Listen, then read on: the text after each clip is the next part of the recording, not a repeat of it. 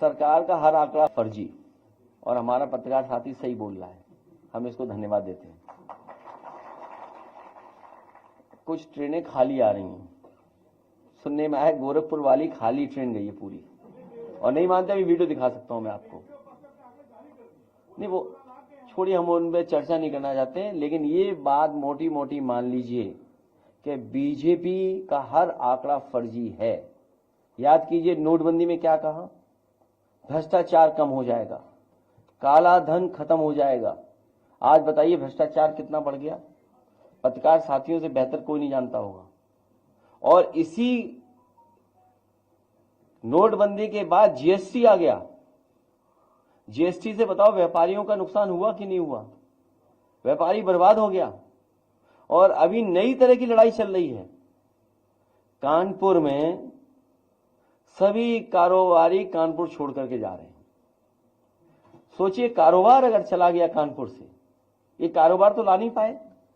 याद कीजिए इन्होंने कितना बड़ा आयोजन किया था, इन्वेस्टमेंट मीट। इन्वेस्टमेंट मीट का तो कुछ हुआ नहीं, कोई इन्वेस्टमेंट स्टेट के पास नहीं आया।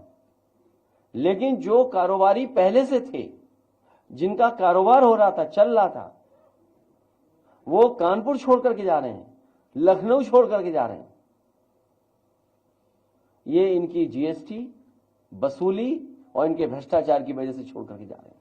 जब ये खबरें और लोग जानेंगे तो जो उत्तर प्रदेश में इन्वेस्टमेंट करना भी चाहते थे, वो इस तरह की लूट और बेईमानी के बाद कोई भी यहां पर इन्वेस्ट करने नहीं आ रहा है। और सोचिए झगड़ा क्या है, झगड़ा पता नहीं क्या है। अभी गोरखपुर में एक उद्योगपति जो भारतीय जनता पार्टी के समर्थक थे बहुत, उनका छापा पड़ा, 600 करोड़ की टैक्स चोरी का सवाल उठाए। 200 करोड़ बढ़ा देते हैं। इसी तरह कानपुर वाले जानते होंगे, भारतीय जनता पार्टी के बहुत बड़े समर्थक, उनके यहां भी छापा पड़ा। तो ये बात मैं इसलिए कह रहा हूं कि भारतीय जनता पार्टी के लोग भी अब जान गए हैं कि भारतीय जनता पार्टी उनकी भी सगी नहीं बची है।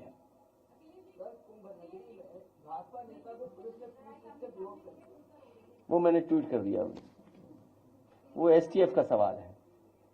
सर, नई दिल्ली में भाजपा के विधानसभा प्रत्याशी हैं प्रवेश वर्मा, दूसरे बाटरा में बताना, मैं कुछ नहीं कहूंगा उस पर।